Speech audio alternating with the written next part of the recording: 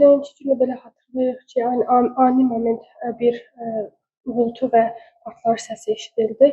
Dərslər, hər şey normal qaydada gedərkən və biz ilk anda bilmədik nə baş verir.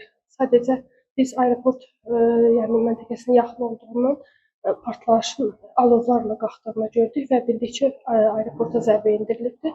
Bundan sonra biz hər bir sinifə uca səslə, yəni bildirərək uşaqlara çıxmasına imkan yaratdıq və son şagird sinifləri tərk edənə qədər bütün müəllimlər bu təxliyə prosesində iştirak elədilər.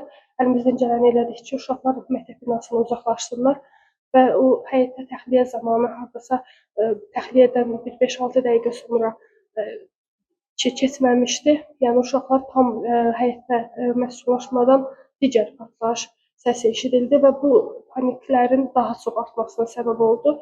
Bundan sonra uşaqlar arasında daha da səs-küy yaranmağa başladı və bundan sonra biz əlimizdən gələni elədik ki, heç bir uşaq zədə almadan ara məsafəsi ilə onları biz valideynlərinə təhvil verdik.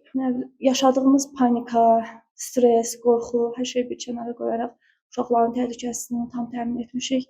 Hər şey öz qaydasındadır. Bu gün üçün də hər şey yenə öz qaydasında tədris olduğu kimi davam edir, işimizdəyik və uşaqlar da öz yerində.